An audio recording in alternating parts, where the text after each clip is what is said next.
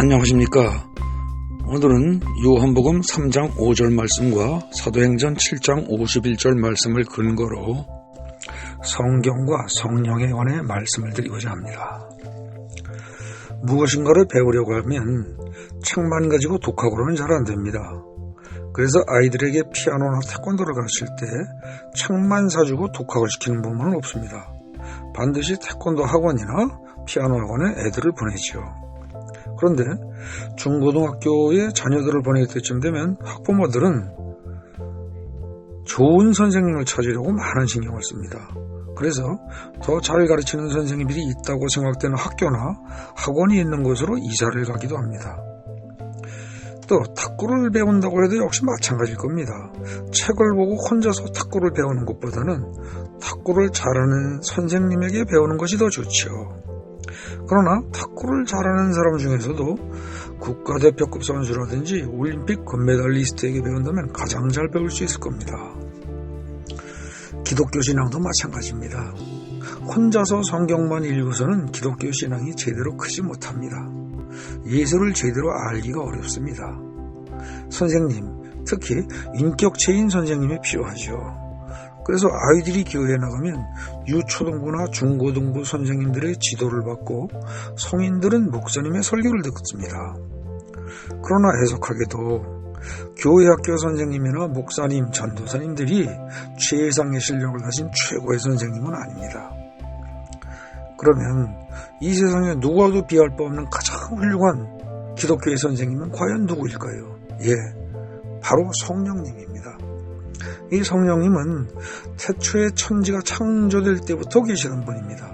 또 예수 그리스도가 육신으로 오실 때에도 역사하신 장본인입니다. 예수님의 전생에 걸쳐서 예수님과 동행하시고 또 십자가에서 죽은 예수를 다시 살리신 분이 성령님이십니다. 부활하신 예수께서 승천하시기 전에 예수님 자신 대신에 또 다른 보혜사를 보내어서 우리를 보호하고 인도하시며 가르치시게 될 분이라고 말씀하신 것도 바로 이 성령님이십니다. 그리고 오직 성령이 너희에게 임해야만이 너희가 해야 할 일을 할 수 있을 것이라고까지 말씀을 하셨습니다.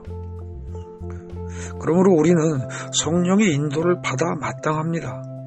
그럼에도 불구하고 어설프게 아는 인간들의 가르침만 가지고 기독교를 믿으라고 주장하는 사람들이 있습니다. 성령의 인도함이 없이는 어느 누구도 성경 말씀을 온전히 깨달을 수 없습니다. 성령의 인도함을 받지 않는다면 목사나 전도사나 심지어 신학자들조차도 사이비 목자가 되거나 바리새인 혹은 율법주의자가 되고 합니다. 그래서 예수님이 떠나신 후에 예수님 대신에 또 다른 보혜사인 성령님을 보내신 겁니다. 그런데 애석하게도 우리는 우리의 지식과 의지로만 성경을 이해하려 합니다.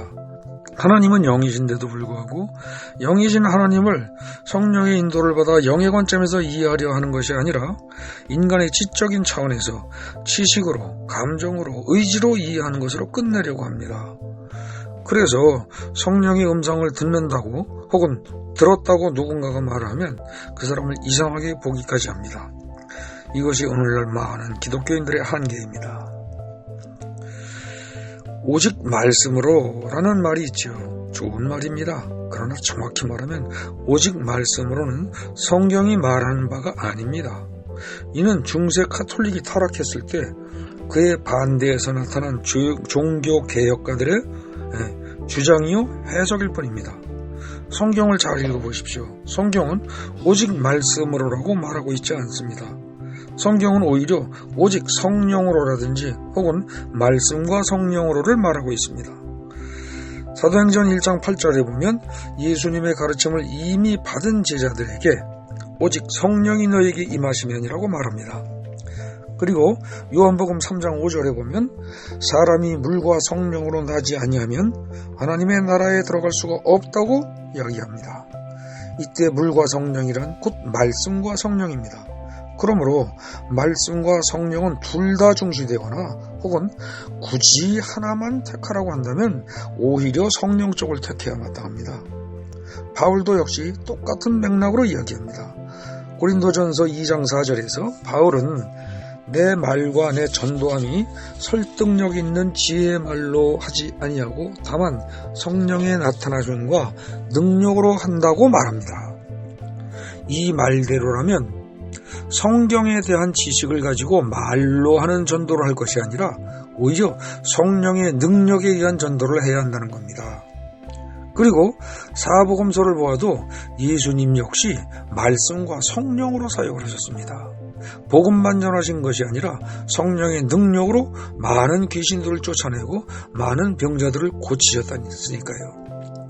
그러나 오늘날 귀신을 쫓고 병자를 고치는 사역을 하는 교회가 있다고 할 때 그런 교회를 이상하게 보는 사람들이 적지 않습니다. 이런 사람들은 자기 자신들이 성령의 역사를 거스르고 있지 않은가 잘 생각해 보아야 합니다.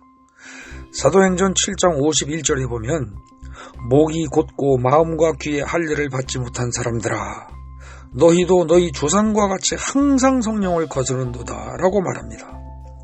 이 말을 오늘날 우리에게 적용시킨다면 여기서 목이 곧고 마음과 귀에 할례를 받지 못한 사람이란 곧 지식적으로만 예수를 알고 기독교를 알면서도 자기가 아는 것이 곧 진리라고 믿는 사람, 즉 영의 눈이 뜨이지 않은 사람을 말합니다.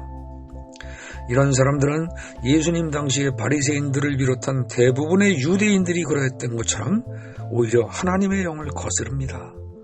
그래서 오늘날에도 교단의 교리가 곧 하나님처럼 되어버리는 사람들에게 성령은 조심해야 할 대상 혹은 적당히 거리를 두어야 할 대상으로까지 이해되기도 합니다. 이쯤 되면 실로 통탄할 일이 아닐 수 없습니다. 여러분, 성령과의 친밀함, 성령과의 대화, 성령의 음성을 듣는 것은 조심해야 할 대상이 아니라 필수적으로 요청되는 상황입니다. 교과서만 가지고 독학을 하거나 어설픈 선생에 의해서 배운 것으로는 진리를 터득할 수 없습니다. 성경, 즉 교과서만이 아니라 성경의 저자인 성령님이 함께 있어야 합니다. 성경을 가지고 공부를 하되 저자 직강을 듣는다면 이것이 최선이 아니겠습니까? 여러분, 성령 충만을 사모하십시오. 성령님은 예수를 구주로 믿는 여러분들에게 이미 와 계십니다. 다만 그 성령께서 워낙 무시를 당하는 바람에 역사를 하지 못하고 계십니다. 성령님을 진심으로 초청하시고 성령님을 진심으로 환영하십시오. 그리고 매사에 성령님을 인정하시고 성령님의 말씀을 듣고자 매사에 간절히 기도하고 귀를 기울이십시오. 성경을 읽으면서도 일을 하면서도 길을 걸으면서도 성령님을 의식하고 의지하십시오. 성령님의 인도가 없이는 성경을 읽어도 깨달을 수가 없습니다. 또 성경을 진실로 깨닫지 못하면 성령의 능력이 나타날 수가 없습니다. 종교개혁 이후에 강조되었던 말로 오직 성경, 오직 그리스도, 오직 믿음, 오직 은혜, 오직 하나님께 영광이라는 말이 있습니다. 참 좋은 말입니다. 그러나 여기서 가장 중요한 단 한 가지가 빠져 있습니다. 오직 성령, 바로 이것입니다. 오직 성령이 빠진 나머지 5가지의 오직이라는 슬로건은 연료도 없고 운전할 기사도 없는 그냥 고급 승용차요, 고급 비행기일 뿐입니다. 연료도 없고 운전할 사람도 없고 수리할 수 있는 기술자도 전혀 없고, 그렇다면 여러분들에게 최고급 자가용이나 전용 비행기가 주어진들 무슨 소용이 있겠습니까? 기독교의 모든 가르침을 실천할 수 있는 힘은 오로지 성령님으로부터 나옵니다. 죄를 이기고 세상을 이기고 권능을 행하는 모든 그런 것들이 진정한 기독교인이 될 수 있는 모든 힘이 오로지 성령님으로부터 나옵니다. 성경은 우리에게 원리와 방향을 제시합니다. 그러나 그 원리를 실천하고 그 방향대로 나아갈 수 있도록 하는 근본적인 힘은 성령께서 제공하십니다. 이제 성령을 사모하십시오. 마지막 때에 그것만이 살 길입니다. 성령을 더 이상 모독하지 마십시오. 용서를 받지 못합니다. 성령을 더 이상 근심하게 하지 마십시오. 이제까지 근심하게 한 것만으로도 족합니다. 기독교의 전통과 교리를 따라서 오직 말씀으로를 주장할 것이 아니라 요한복음 20장 22절이나 사도행전 1장 8절, 로마서 14장 17절, 고린도전서 2장 4절, 갈라디아서 5장 18절, 요한일서 5장 8절 등 수도 없이 많은 성경 말씀을 근거로 오직 성령으로 하는 쪽으로 방향 전환을 하시거나 혹은 오직 말씀과 성령으로 하는 쪽으로 균형 감각을 갖추어야 합니다. 기독교의 전통이나 교리가 우리를 살리는 것이 아닙니다. 성경 말씀과 성령님이 우리를 살리십니다. 전통과 교리가 아니라 정확한 성경 말씀에 근거하고 성령님의 인도를 받아서 내 노력의 열매가 아닌 성령의 열매를 맺는 여러분 되시기를 예수님의 이름으로 기도합니다. 아멘.